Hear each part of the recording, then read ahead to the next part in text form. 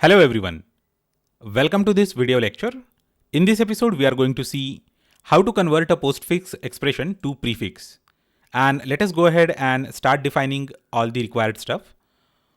So the very important thing is we need to have an isOperator function. It is a custom defined function which I had defined for an earlier episode. You may actually check the playlist to find that episode.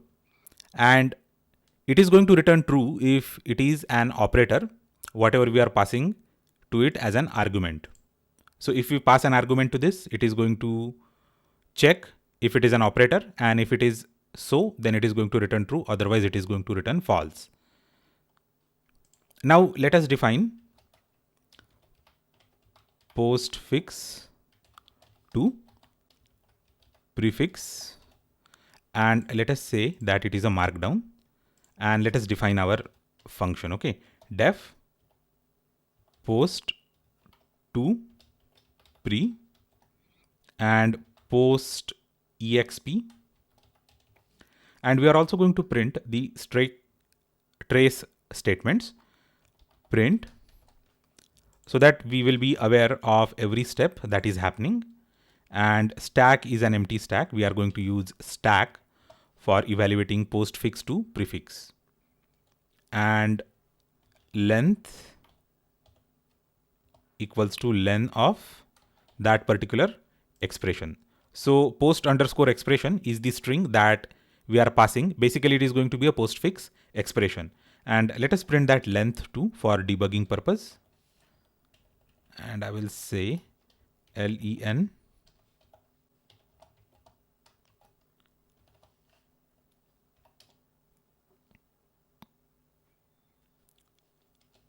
for I in range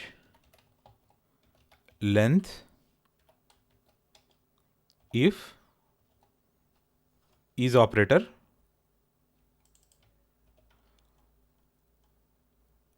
so we are going to iterate through the entire postfix expression using this I in range thing. Okay, is operator of this postfix expression of I, and if it is operator, then let us say op1 equals to s of minus I. So it is going to give us the top element of the stack. Similarly,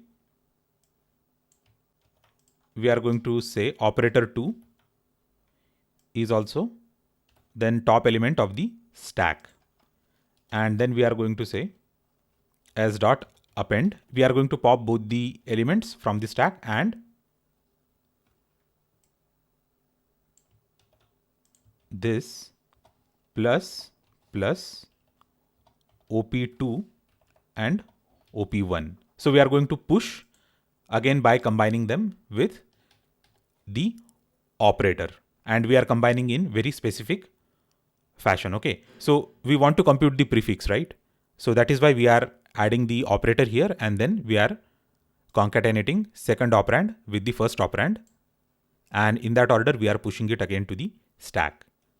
And now we are supposed to write the else part. Else. So in the else part, we are going to push that particular post underscore expression of I into the stack. So if it is an operand, then we are going to push it to the stack. And that's it. I guess we are good with this thing. We just need to say now ans equals to and for. So this is outside the for loop. Okay, this is outside the main for loop for the logic. In s, for I in s, ans equals to ans plus I, and return ans and return the answer. And this is the function that is going to define the postfix to prefix conversion, and this is the main logic. Now we are just going to say post to pre ab plus cd minus, and if I'm going to execute this, this is going to convert that entire stuff into prefix like this. Okay, now we can even definitely write the stack trace, and we can change it to something like this. Let us try to optimize the code, because anyway we are using the popped items like this. And if I execute it and execute it again, yes, so this is the correct thing. And we will just say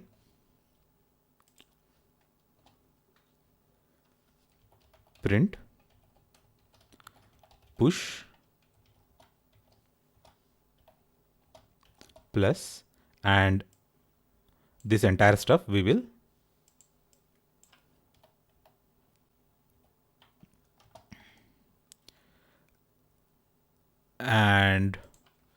again say push. So we are just writing the trace statements so that we can trace our program. So anyway, everything is a character, right? So we will be able to concatenate it without any problem like this. And if I execute this and again execute this, we are actually going to get the entire trace of our execution. So it pushed first A and B to the stack, then it pushed plus AB, C and D, and finally this is minus CD, it pushed to the stack. And finally we have this expression here like this. So this is how we can simply convert from a postfix expression to a prefix expression.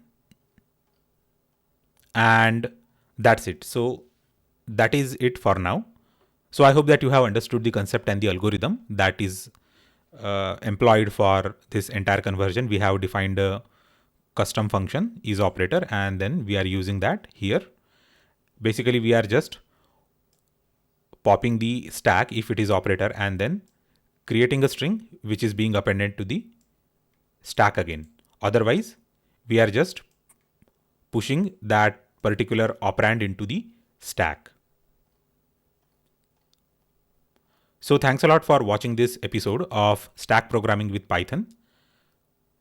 Do let me know if you have any questions or queries in the comment section down below.